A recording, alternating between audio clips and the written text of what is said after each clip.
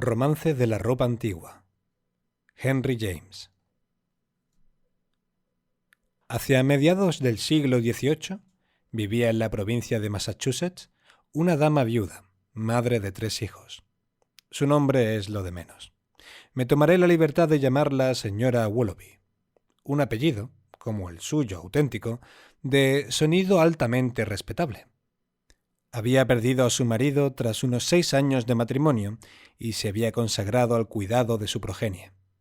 Su progenie se desarrolló de un modo que recompensó su tierno cariño y cumplió sus más elevadas esperanzas. El primogénito era un varón, a quien había puesto el nombre de Bernard, el mismo del padre. Los otros 2 eran niñas, entre cuyos respectivos nacimientos había mediado un intervalo de 3 años. La buena apariencia era tradicional en la familia, y no parecía probable que estas infantiles personas fueran a permitir que la tradición pereciera. El muchacho era de esa tez rubia y sonrosada y de esa complexión atlética que en aquel tiempo, al igual que en este, era marchamo de genuina sangre inglesa. Un afectuoso jovencito sincero, estupendo hijo y hermano y amigo leal. Listo, empero, no era. La inteligencia de la familia había recaído principalmente en sus hermanas.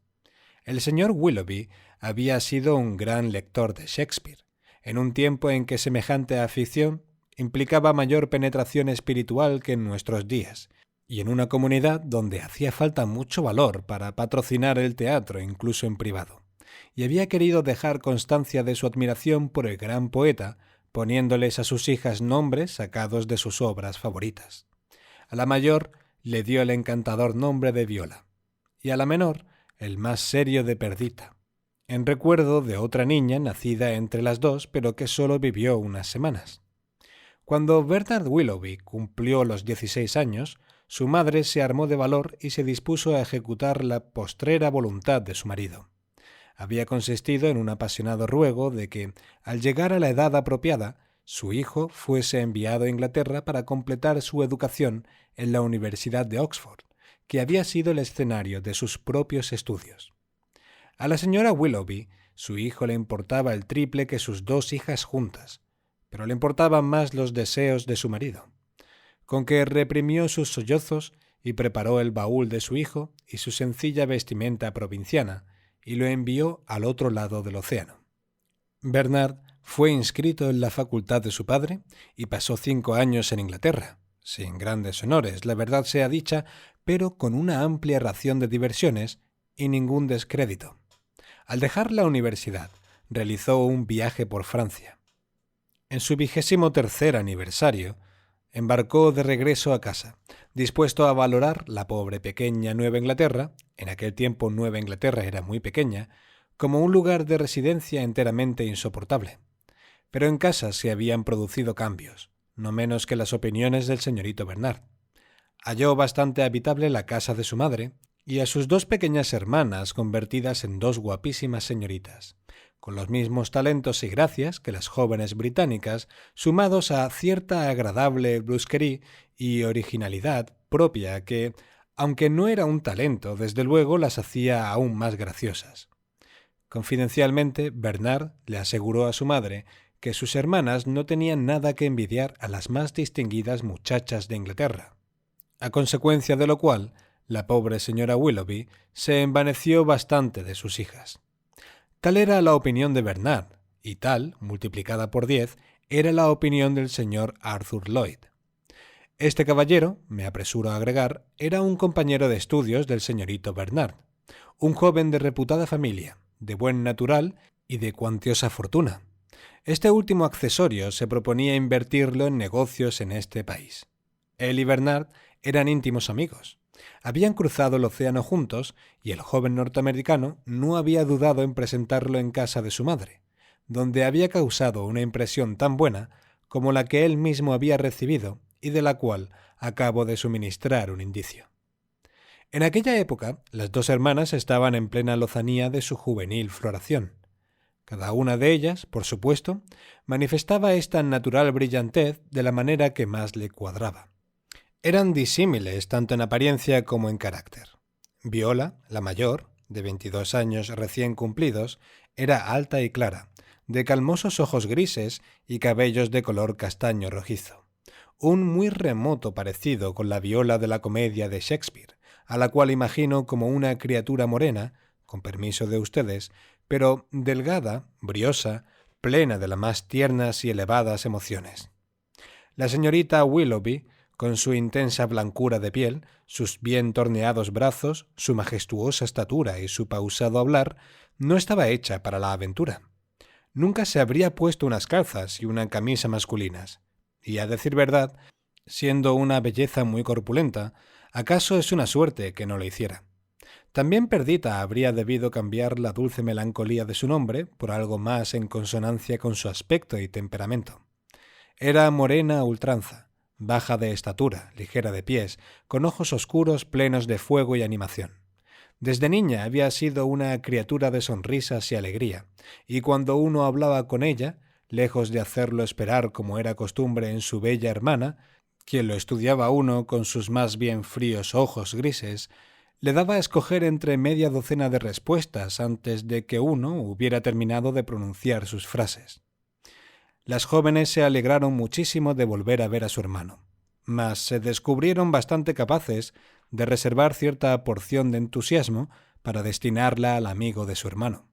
Entre sus propios amigos y vecinos, la belle jeunesse de la colonia, había muchos jóvenes excelentes, varios admiradores devotos y unos 2 o 3 que gozaban de la reputación de irresistibles galanes y conquistadores.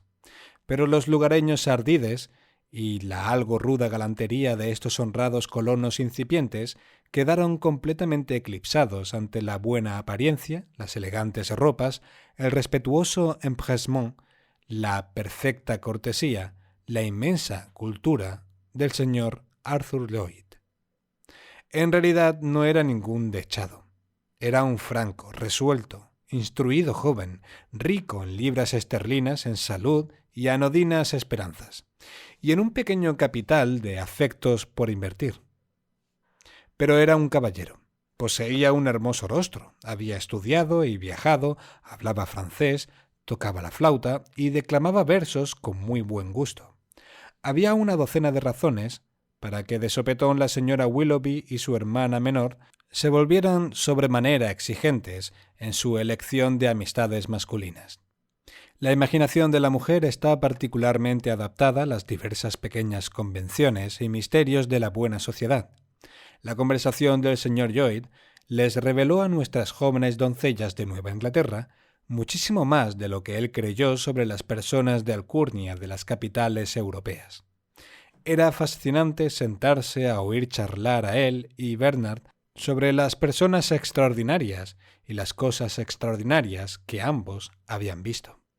Tras el té, toda la familia solía reunirse alrededor de la chimenea, en el saloncito revestido de madera, por entonces inocente de cualquier propósito de resultar pintoresco o de resultar cualquier cosa, a decir verdad, salvo económico, de tal modo que se habían ahorrado los gastos de papel pintados y colgaduras.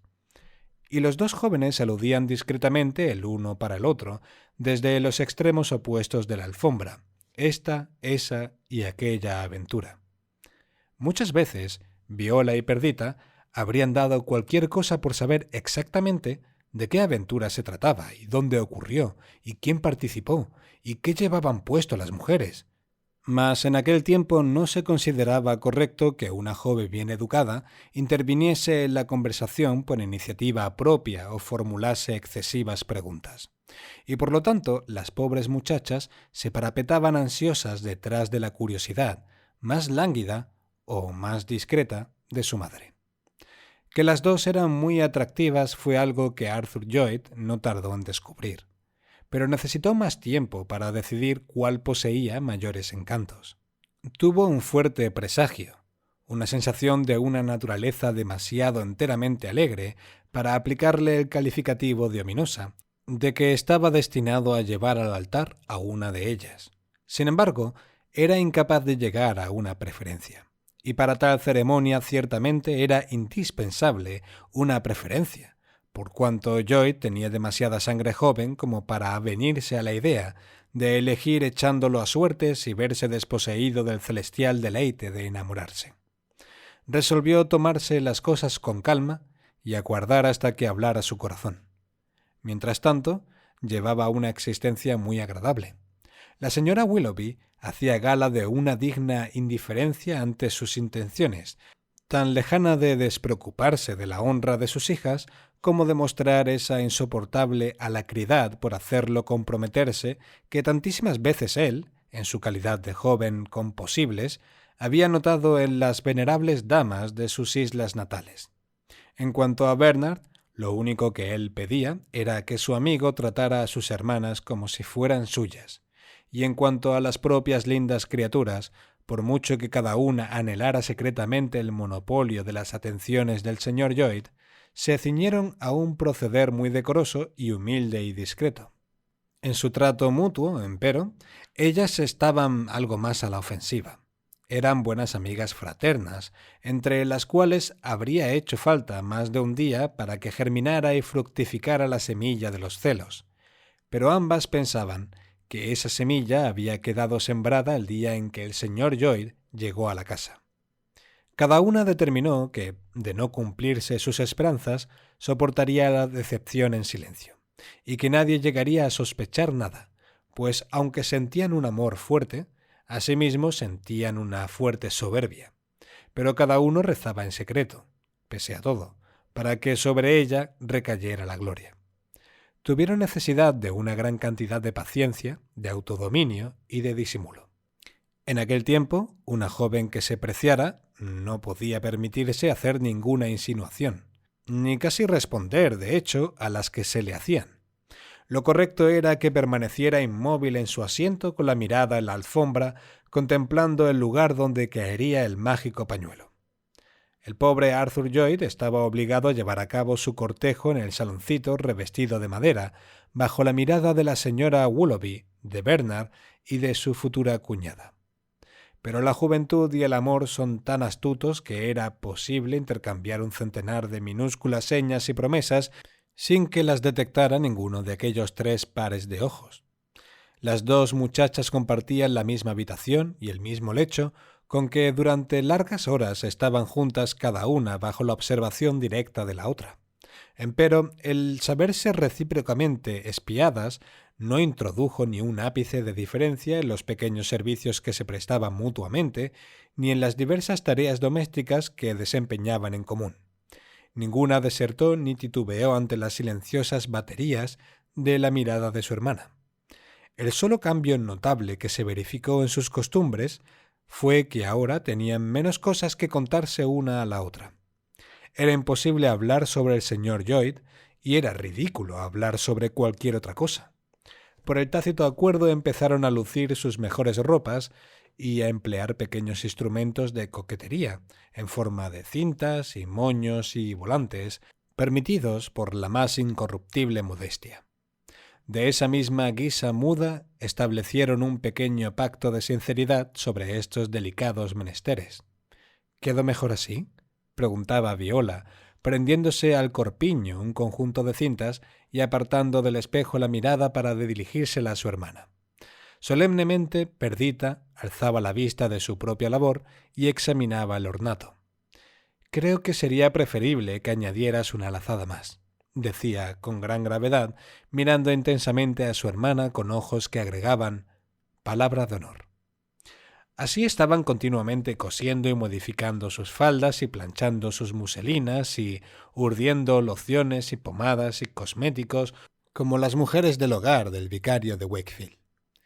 Transcurrieron unos 3 o 4 meses. Ya era pleno invierno y Viola continuaba diciéndose que si Perdita todavía no era capaz de vanagloriarse de algo más que ella, no había mucho que temer de su rivalidad.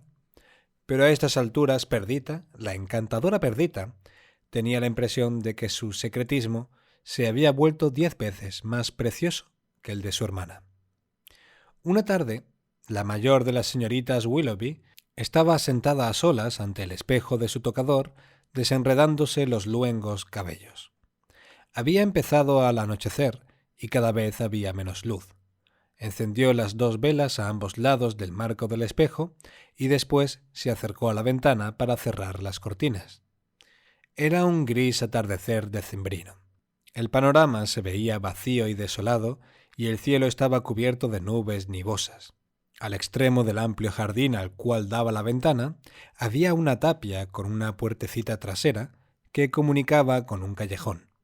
Dicha puertecita estaba entreabierta, como borrosamente vio en la creciente oscuridad, y morosamente oscilaba en sus goznes, como si alguien la moviera desde el lado del callejón. Sin duda se trataba de una de las criadas, pero cuando se disponía a echar la cortina, Viola vio a su hermana entrar en el jardín y echar a andar apresuradamente por el caminito que conducía hasta la casa. Corrió la cortina, aunque dejando una pequeña rendija para espiar. Mientras Perdita recorría el caminito, parecía examinar un objeto que llevaba en la mano, acercándolo mucho a los ojos. Cuando llegó junto a la casa se detuvo un instante, contempló intensamente el objeto y se lo oprimió contra los labios. La pobre Viola regresó lentamente a su silla y se sentó ante el espejo, en el cual, de haberlo mirado menos abstraídamente, habría visto sus bellas facciones tristemente desfiguradas por los celos. Un instante después, la puerta se abrió a su espalda y su hermana entró en la habitación sin resuello y con las mejillas encendidas por el aire glacial. Perdita se sobresaltó. ¡Qué susto!, dijo. Creía que estabas con mamá. Las 3 mujeres iban a asistir a una merienda, y en tales ocasiones su costumbre era que una de las hijas ayudara a la madre a vestirse. En vez de penetrar, Perdita se quedó junto a la puerta. «Pasa, pasa», dijo Viola. «Aún nos queda más de 1 hora. Me gustaría mucho que le hicieras unos cuantos retoques a mi peinado». Sabía que su hermana quería retirarse, y que ella podía ver en el espejo todos sus movimientos en la habitación.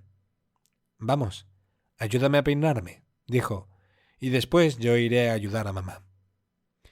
De mala gana, Perdita acudió a empuñar el cepillo. Vio la mirada de su hermana en el espejo, firmemente clavada en sus manos. ¿Aún no se lo había pasado 3 veces por el cabello? Cuando Viola aferró su propia mano derecha a la izquierda de su hermana y se levantó de un salto. «¿De quién es este anillo?», gritó pasionalmente, arrastrándola hacia la luz. En el dedo corazón de la joven refulgía un anillito dorado, adornado con un par de pequeños rubíes. Perdita decidió que ya no servía de nada guardar el secreto, pero que debía efectuar su confesión con audacia. «Es mío», dijo con orgullo. «¿Quién te lo ha regalado?», gritó la otra. Perdita vaciló un instante. «El señor Lloyd». De golpe y porrazo, el señor Lloyd se ha vuelto rumboso. «Uy, no», exclamó Perdita con arrojo. «No de golpe y porrazo. Ha estado ofreciéndomelo desde hace 1 mes». «¿Es que necesitas 1 mes de ruegos para aceptarlo?», dijo Viola contemplando la pequeña sortija, que en realidad no era extraordinariamente elegante, aunque sí la mejor que el joyero de la provincia podía suministrar. «Yo no lo habría aceptado en menos de 2. «No es tanto el anillo», dijo Perdita, «cuanto lo que significa». «Significa que no eres una muchacha decente», gritó Viola. «A ver, ¿mamá está enterada de tu intriga? ¿Y Bernard? Mamá ha aprobado mi intriga, como tú la llamas. El señor Lloyd ha pedido mi mano y mamá se la ha concedido. ¿Habrías preferido que te solicitara a ti, hermanita?» Viola le dedicó a su hermana una larga mirada, llena de pesadumbre y envidia apasionadas. Después bajó las pestañas sobre las pálidas mejillas y se dio la vuelta. Perdita se hizo cargo de que no había sido una escena agradable, mas la culpa era de su hermana. Pero raudamente la joven de más edad hizo acopio de amor propio y tornó a encararla. «Acepta mis felicitaciones», dijo con una débil cortesía. «Te deseo toda la felicidad del mundo y una muy larga vida». Perdita se rió amargamente. «No lo digas con ese tono», exclamó. «Una maldición sería más entusiasta». «Vamos, hermana», agregó. «Él no puede casarse con las 2». «Te deseo muchísimas alegrías», reiteró maquinalmente Viola, tornando a sentarse frente al espejo. y una muy larga vida e innumerables hijos. En el sonido de estas palabras hubo algo que no fue del entero agrado de Perdita. ¿Me concederás un año al menos?, dijo. En un año puedo tener un hijo, o al menos una hija. Si me dejas el cepillo te arreglaré el cabello. Gracias, dijo Viola. Será mejor que vayas con mamá. No es correcto que una joven prometida en matrimonio atienda a una muchacha que no está. De eso nada, dijo Perdita bienhumoradamente. Yo ya tengo a Arthur para atenderme. Tú necesitas mis servicios más de los que yo necesito los tuyos. Pero su hermana le hizo ademanes para que se fuera, con que ella abandonó la habitación. En cuanto hubo salido, la pobre Viola cayó de rodillas ante el tocador, ocultó la cabeza entre los brazos y derramó un torrente de lágrimas y sollozos. Se sintió muchísimo mejor gracias a esta efusión de pesadumbre. Cuando regresó su hermana, ella insistió en ayudarla a vestirse y en que se pusieran sus mejores galas. La obligó a aceptar un hermoso encaje de su propiedad, declarando que ahora, que iba a casarse, debía hacer todo cuanto estuviera a su alcance para aparecer digna de la elección de su novio. Ejecutó esas tareas en severo silencio, pero aún así hubieron de servir como disculpa y expiación. No se excusó de ninguna otra forma. Ahora que Lloyd era recibido por la familia en calidad de pretendiente aceptado, únicamente restaba fijar la fecha de la boda. Se concertó para el cercano mes de abril, y durante el intervalo se realizaron diligentes preparativos para la ceremonia. Lloyd, por su parte, estaba ocupado realizando acuerdos comerciales y estableciendo correspondencia con la gran empresa mercantil a la cual estaba vinculado en Inglaterra. Por consiguiente, no fue un tan asiduo visitante de la casa de la señora Willoughby como durante los meses de su timidez e irresolución, y la pobre Viola hubo de sufrir menos de lo que había temido a causa del espectáculo de los mutuos arrumacos de los jóvenes novios. En lo tocante a la futura cuñada, Lloyd tenía perfectamente tranquila la conciencia. Entre ellos no había sido pronunciada una sola palabra de sentimiento y no tenía ni la más remota sospecha de que ella codiciara algo más que un fraternal afecto por parte de él. Se sentía muy feliz. La vida se anunciaba plena de aventuras, tanto domésticas como financieras. A la sazón las cárdenas nubes de la revuelta de las colonias todavía estaban 20 años por debajo del horizonte, y era absurdo, era blasfemo, temer que su dicha conyugal tomara derroteros trágicos. Mientras tanto, en casa de la señora Willoughby había un mayor rumor de sedas, un más rápido manejo de tijeras y vuelo de agujas que nunca anteriormente. La señora Willoughby se había propuesto que su hija tuviera el ajuar más espléndido que su dinero pudiera comprar o que el país pudiera suministrar. Fueron convocadas todas las mujeres sabias del condado y sus gustos aunados fueron inducidos a concentrarse en el vestuario de Perdita. Desde luego no era para ser envidiada la situación de Viola en aquellos momentos. La pobre tenía un irrefrenable amor por los vestidos y el mejor de los gustos, como sobradamente sabía su hermana. Viola era alta, era exuberante y majestuosa. Estaba hecha para portar rígidos brocados y masas de pesados encajes, tales como los propios del atavío de la esposa de un hombre rico. Pero Viola se mantenía apartada, cruzados los hermosos brazos y ausente la mirada, mientras su madre y su hermana y las venerables mujeres antedichas discurrían y cavilaban acerca de sus materiales, abrumadas por la multitud de sus recursos. Un día llegó un hermoso rollo de seda blanca, con brocados de color azul celeste y plata, enviado por el mismísimo novio. En aquel tiempo no se consideraba impropio que el futuro marido contribuyera al trousseau de la novia. A Perdita no se le ocurría ninguna confección y disposición que estuviera a la altura del esplendor de aquella tela. «El azul es tu color, hermana, más que el mío», dijo con ojos zalameros. «Es una lástima que la tela no sea para ti. Tú sabrías qué hacer con ella». Viola se levantó de su asiento y se acercó a examinar el gran rollo reluciente extendido sobre el respaldo de una silla. Después lo tomó en sus manos y lo palpó amorosamente, como observó Perdita, y se plantó ante el espejo con él. Dejó caer hasta sus pies uno de los extremos y colgó de sus hombros el otro, ciñéndoselo alrededor del talle y dejando su blanco brazo desnudo hasta el codo. Echó hacia atrás la cabeza y contempló su propia imagen, y una trenza de su pelo castaño rojizo cayó sobre la lustrosa superficie de la seda. El efecto era sorprendente. Las mujeres que la rodeaban profirieron un pequeño «oh» de admiración. «Sí, en efecto», dijo Viola en su fuero interno, «el azul es mi color». Mas Perdita se dio cuenta de que su imaginación se había disparado y de que ahora se volcaría en las tareas y les resolvería todos sus enigmas modisteriles. Y de hecho lo hizo requete bien, tal como estuvo muy dispuesta a declarar Perdita, sabedora del insaciable amor de su hermana por la mercería.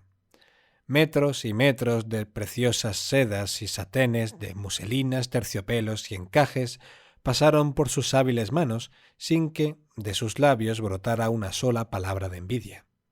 Gracias a su laboriosidad, el día de la boda Perdita estaba preparada para lucir mayor número de vanidades de este mundo que cualquier otra temblorosa joven novia que hasta entonces hubiese solicitado la bendición sacramental de un cura de Nueva Inglaterra. Habíase convenido que la joven pareja viajaría de luna de miel al extranjero para pasar unos días en la mansión campestre de un caballero inglés, un hombre de rango y un muy gentil amigo para con Lloyd. Se trataba de un soltero. Se declaró encantado de esfumarse para dejarlos entregados durante una semana a sus caricias y arrullos. Tras la ceremonia en la iglesia, había sido oficiada por un clérigo inglés, la joven señora Lloyd se aprontó a dirigirse a casa de su madre para cambiarse sus galas nupciales por un traje de montar. Viola la ayudó a hacerlo, en la antigua habitacioncita que durante tantos años habían compartido como buenas hermanas. Luego Perdita fue sin pérdida de tiempo a decir adiós a su madre, dejando que Viola la siguiera. La despedida fue breve. Los caballos aguardaban a la puerta y Arthur estaba impaciente por emprender viaje. Mas Viola no la había seguido, con que Perdita regresó a su habitación abriendo la puerta bruscamente. Como de costumbre, Viola estaba frente al espejo, pero en una situación que hizo que la otra se detuviera paralizada por el asombro. Se había puesto el velo y la guirnalda nupciales de Perdita, y en su cuello tenía el oneroso collar de perlas que la joven había recibido de su marido como regalo de bodas. Estos objetos habían sido dejados de lado apresuradamente para esperar hasta que su dueña dispusiera de ellos a su regreso de la campiña inglesa. Adornada con estas galas ilegítimas, Viola estaba de pie ante el espejo, hundiendo una prolongada mirada en sus profundidades y teniendo Dios sabe qué audaces visiones. Perdita se sintió escandalizada y dolida. Era una espantosa imagen que resucitaba su antigua rivalidad mutua.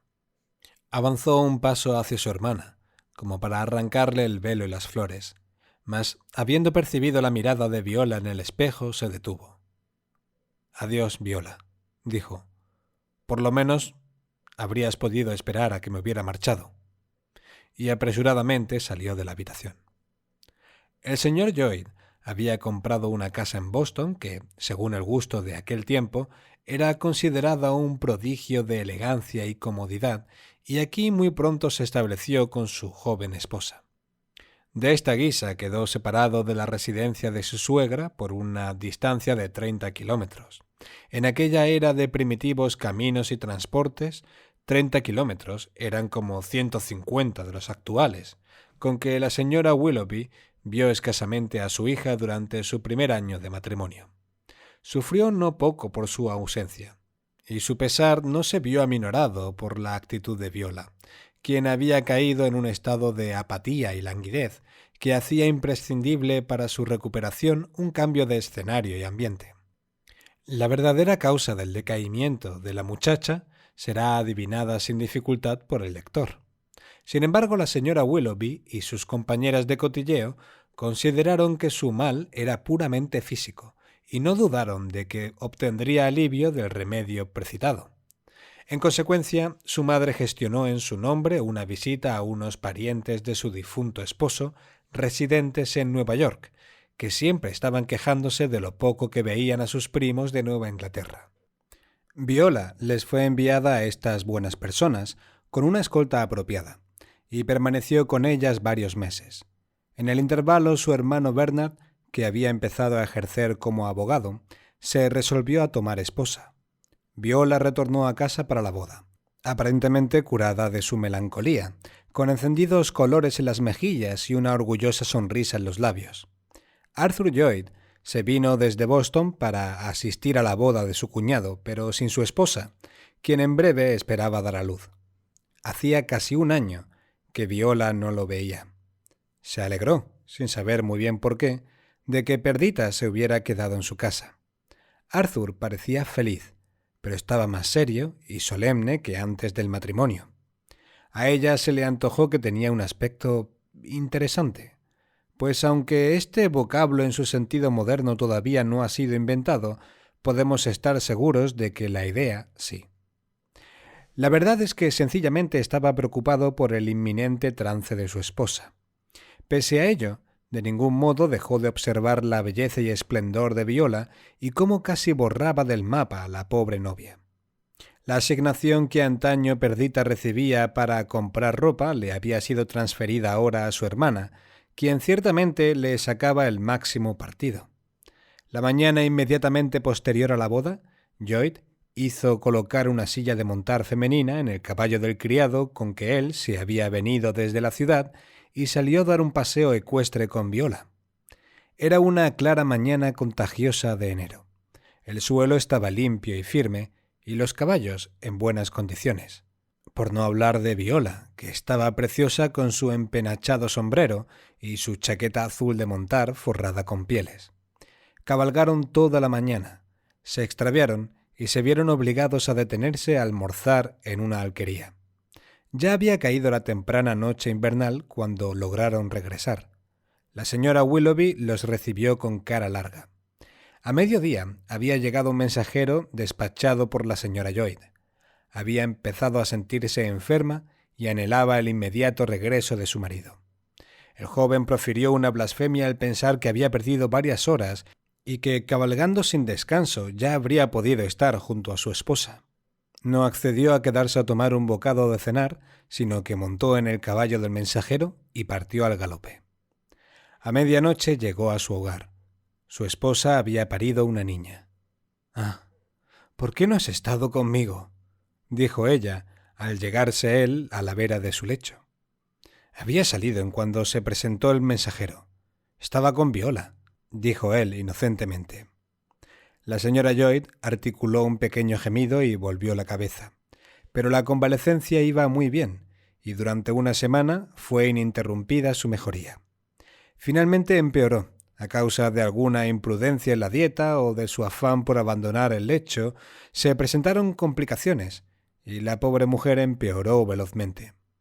Lloyd estaba desesperado. Bien pronto se hizo obvio que la recaída era fatal. La señora Lloyd cobró conciencia de que su fin estaba próximo y declaró que se había resignado a morir. La tercera noche desde que se iniciara el empeoramiento, le dijo a su marido que estaba convencida de que no pasaría de esa noche. Hizo salir a los criados y asimismo le pidió a su madre que abandonara la habitación. La señora Willoughby había llegado el día anterior. Había hecho que trajeran a su hijita a su lecho y ahora estaba tumbada de costado, con la niña contra su seno, mientras asía las manos de su marido. La lamparilla de noche estaba oculta tras las pesadas cortinas de la cama, pero la estancia era iluminada por un rojizo resplandor procedente del inmenso fuego de leños de la chimenea. «Resulta extraño morir cerca de un fuego como ese», dijo la joven, débilmente tratando de sonreír. «Ojalá tuviese siquiera una pizca de él en mis venas. Pero se lo he dado todo a esta chispita de humanidad», y posó la mirada sobre su hija. Luego alzó los ojos para dedicarle a su marido una larga mirada penetrante. El postrer sentimiento que anidaba en su corazón era de desconfianza. No se había recobrado de la conmoción que Arthur le había producido al enterarla de que en el instante de su tormento él había estado con Viola. Confiaba en su marido casi tanto como lo amaba, pero ahora que iba a abandonar este mundo para siempre, su hermana le inspiraba un escalofriante horror.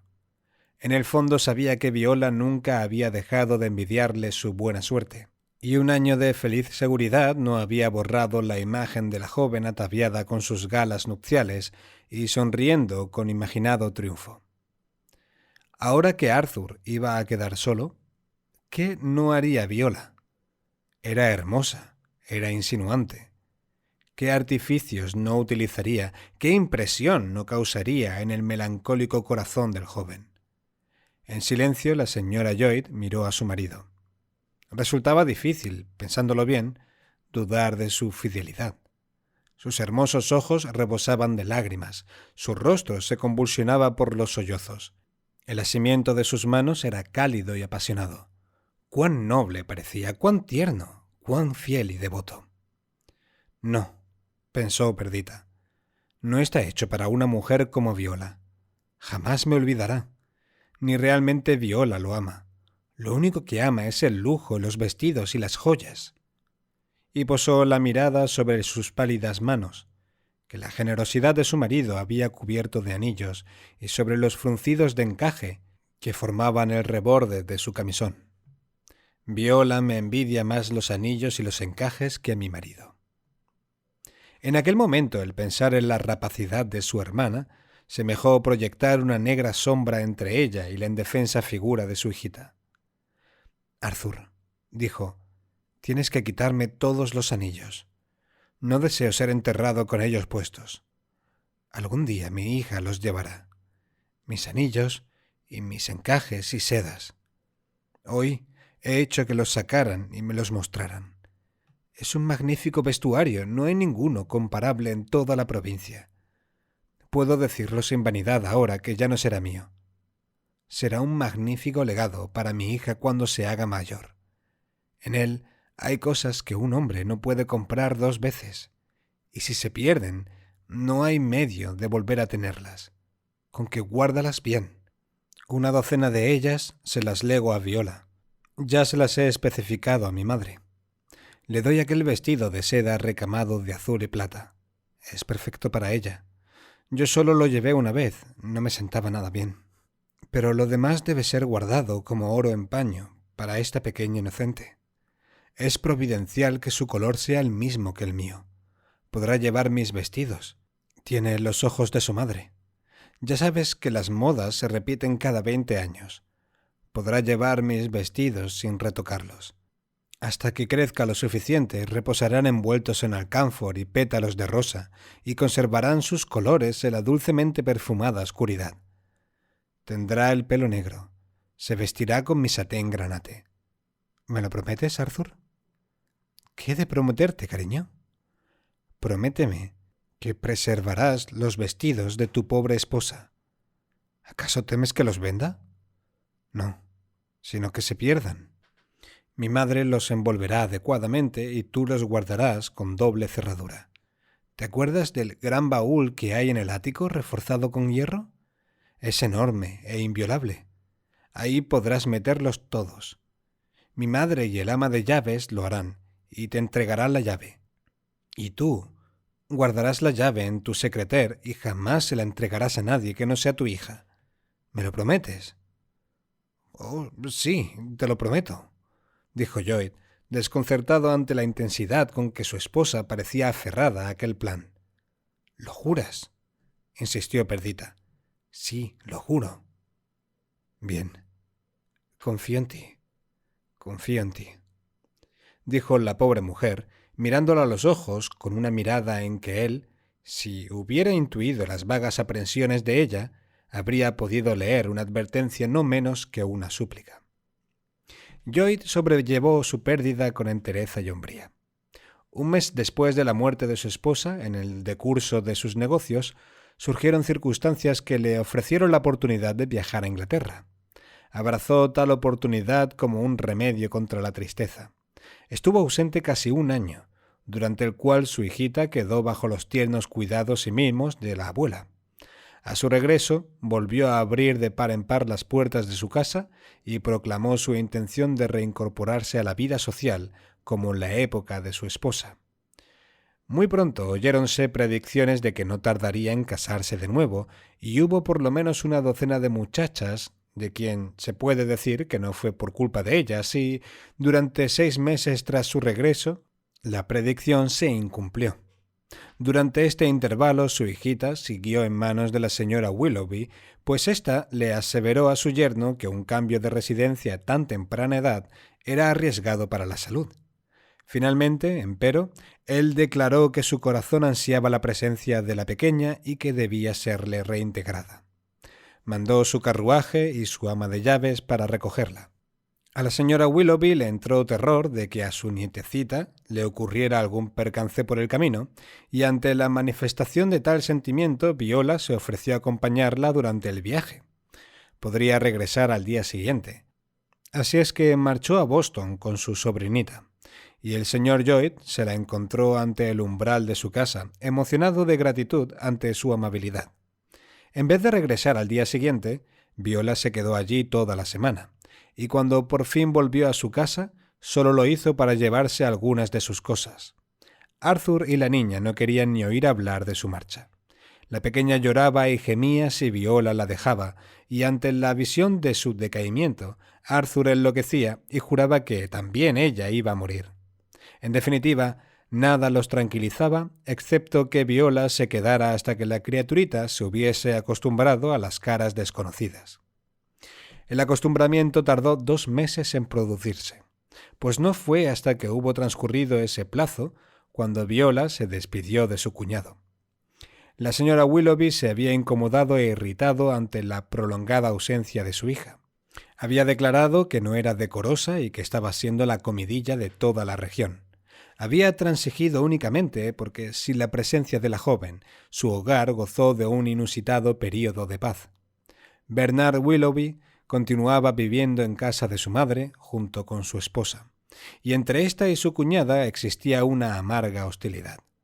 Puede que Viola no fuese ningún ángel, pero en los asuntos cotidianos de la vida era una muchacha de suficiente buen talante, y aunque se peleaba con la mujer de Bernard, no era sin mediar provocación. Que se peleaba, sin embargo, era algo sobre lo cual no cabía duda, para gran enojo no solo de su antagonista, sino también de los 2 espectadores de estos continuos altercados. Por consiguiente, el vivir en el hogar de su cuñado habría sido delicioso, aunque solo fuera porque así podía apartarse del objeto de sus antipatías en el hogar materno. Lo era doblemente, lo era 10 veces más, por cuanto la mantenía cerca del objeto de su antigua pasión. Las reflexiones de la señora Lloyd se habían quedado lejísimos de la verdad en lo tocante a lo que por su marido sentía Viola. Había sido una pasión al principio y una pasión seguía siendo.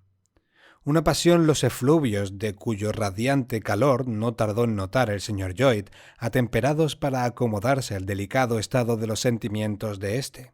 Como ya he dicho, Lloyd no era ningún dechado. No entraba en su naturaleza guardar una fidelidad eterna. Aún no había compartido muchos días su hogar con su cuñada cuando comenzó a aseverarse para sus adentros que ésta era, como se solía decir en aquel tiempo, diabólicamente atractiva. No es preciso investigar si realmente Viola puso en práctica aquellos insidiosos artificios que su hermana se había sentido tentada de atribuirle.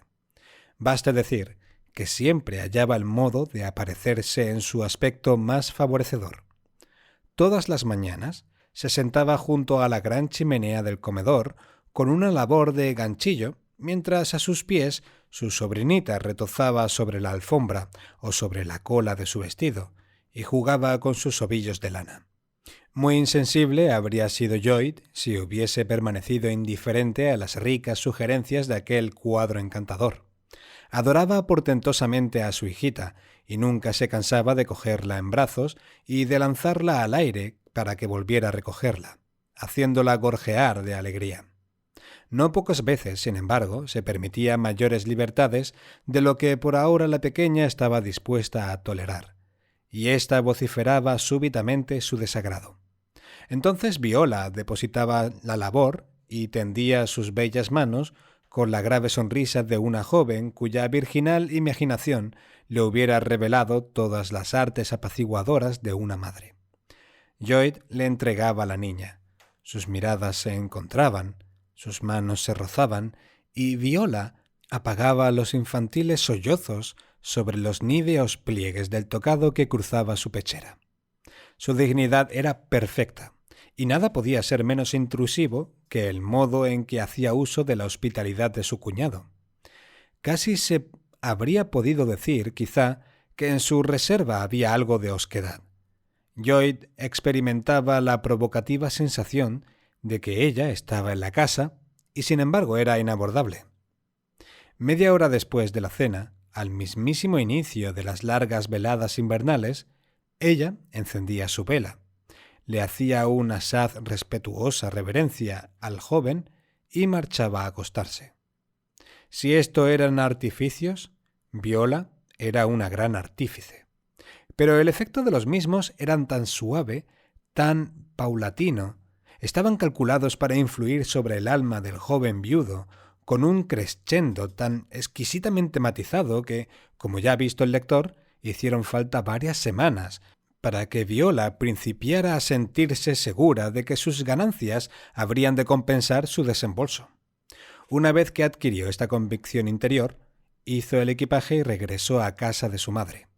Allí esperó durante 3 días. Al cuarto, el señor Lloyd hizo su aparición, un respetuoso pero apasionado pretendiente.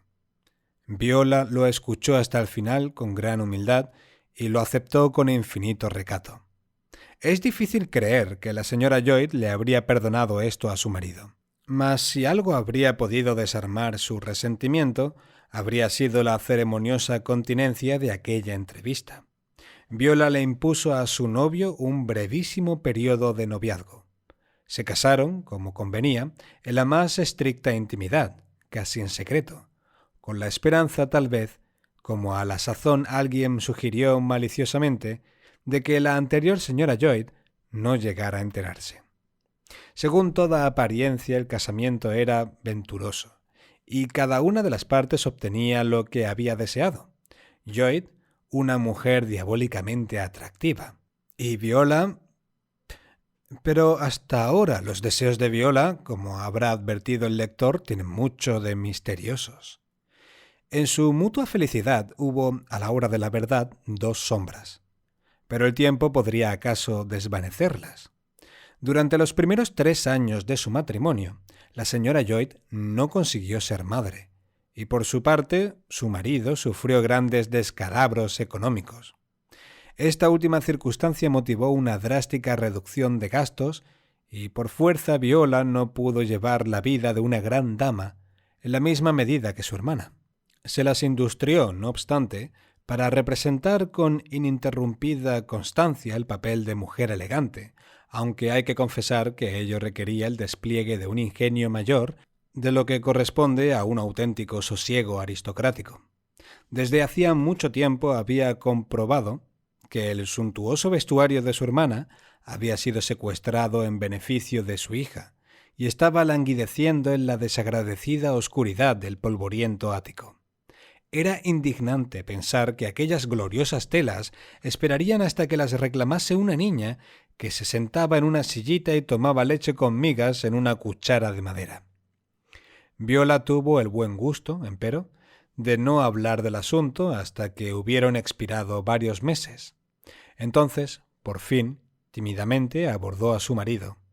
¿No era una lástima que se estropearan tantos vestidos tan hermosos? Pues se estropearían, sin duda, comidos por la polilla, descoloridos por el tiempo y devaluados por los cambios de las modas. Pero Lloyd le ofreció una negativa tan abrupta y perentoria que ella comprendió que por el momento su aspiración era vana. Transcurrieron 6 meses, sin embargo, que trajeron consigo nuevas necesidades y nuevas ocurrencias. Los pensamientos de Viola se cernían ávidamente sobre las reliquias de su hermana. Subió a examinar el baúl del cual eran prisioneras. En sus 3 grandes candados y sus refuerzos de hierro hubo un hosco desafío que no logró sino acrecentar sus ansias. Había algo exasperante en su incorruptible inviolabilidad. El baúl era como un viejo sirviente canoso y severo que se obstinara en no revelar un secreto de familia. Y además, sus vastas dimensiones sugerían un copioso contenido, y cuando Viola golpeó su costado con la punta de la zapatilla, se produjo un sonido de estar lleno a rebosar, que la hizo sofocarse de impotentes anhelos. «¡Es absurdo!», exclamó. «Es una ridiculez, una iniquidad». En el acto, determinó llevar a cabo otra tentativa ante su marido. Al día siguiente, después del almuerzo, cuando él se hubo tomado su vino, osadamente ella volvió a la carga, pero él la interrumpió con gran sequedad. «De una vez por todas, Viola», dijo, «no hay nada que discutir. Me sentiré gravemente disgustado si vuelves a hablarme de ese asunto». «Qué bien», dijo Viola. «Me resulta muy agradable enterarme de la valía que se me atribuye». «¡Cielo santo!», gritó. «¡Qué mujer tan feliz soy! Es maravilloso sentirse sacrificada a un capricho». Y sus ojos se llenaron de lágrimas, de rabia y decepción. Lloyd sentía el natural horror de un hombre bueno a los sollozos de una mujer y probó, puedo decir condescendió, a explicarse. «No es un capricho, cariño, es una promesa», dijo. «Un juramento». «¿Un juramento? Bonito motivo de juramentos. ¿Y a quién, si puede saberse?» «A Perdita», dijo el joven, alzando la mirada un instante, pero bajándola de inmediato. «Perdita. ¡Ah, Perdita!». Y se desbordó el llanto de Viola.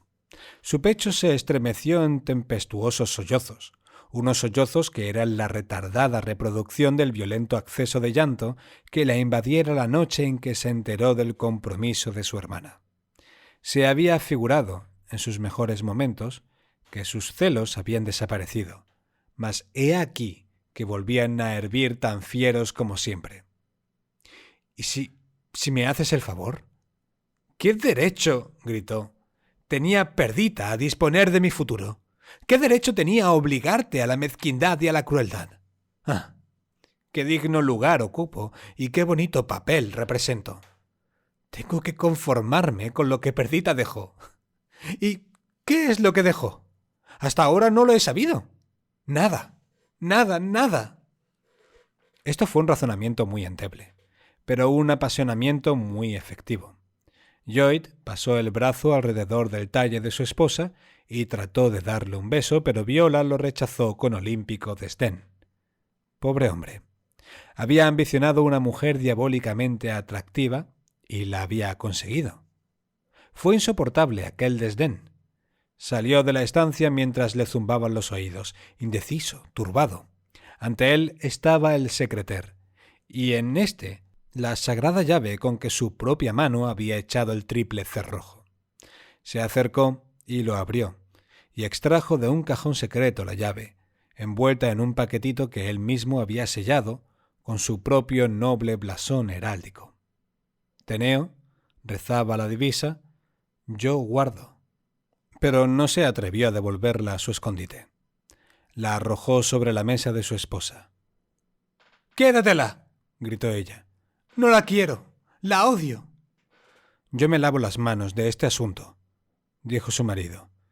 «Dios me perdone». Despectivamente la señora Lloyd se encogió de hombros y se fue de la estancia, mientras el joven se retiraba por la otra puerta. 10 minutos más tarde la señora Lloyd volvió y encontró la estancia ocupada por su pequeña hijastra y la niñera. La llave no estaba sobre la mesa. Miró a la niña. La niña estaba subida en una silla, con el paquetito en las manos.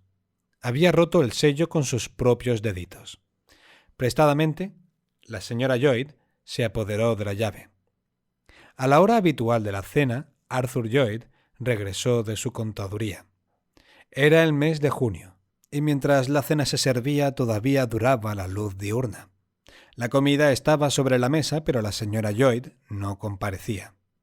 El criado a quien su señor envió en su busca volvió diciendo que estaba vacía la habitación de su señora y que las sirvientas lo habían informado de que no había sido vista desde el almuerzo. Lo cierto es que se habían apercibido de su rostro lloroso y, suponiendo que se habría encerrado en su habitación, no habían querido molestarla. Su marido la llamó por su nombre por diversas partes de la casa, pero sin obtener respuesta. Por último se le ocurrió que tal vez la hallaría si se encaminaba al ático. La idea le produjo una extraña sensación de malestar y les ordenó a sus criados que permanecieran en la planta baja, no deseando ningún testigo de su búsqueda. Llegó al pie de las escaleras que conducían al piso superior y se detuvo con la mano en la barandilla, voceando el nombre de su esposa. Le tembló la voz. Llamó de nuevo, en tono más alto y firme. El único sonido que rompió el absoluto silencio fue un débil eco de su propia voz que repetía su llamada bajo el gran alero. Pese a todo, se sintió irresistiblemente impulsado a subir las escaleras. Desembocaban en una amplia sala, flanqueada de armarios de madera y rematada por una ventana orientada a poniente que dejaba pasar los últimos rayos solares. Ante la ventana estaba el enorme baúl. Ante el baúl, arrodillada, el joven vio con asombro y horror la figura de su esposa. Al instante, salvó la distancia que los separaba, privado del habla. La tapa del baúl estaba abierta, exhibiendo entre perfumadas fundas su tesoro de telas y joyas. Viola había caído hacia atrás mientras permanecía arrodillada y había quedado con una mano apoyada en el suelo y la otra oprimida contra el corazón. En sus extremidades había la rigidez de la muerte, y en su rostro, a la moribunda luz del sol, el terror de algo más poderoso que la muerte. Sus labios estaban entreabiertos en súplica, en consternación, en agonía, y en su exangüe cuello destacaban las horrendas huellas de los dedos de dos vengativas manos fantasmales.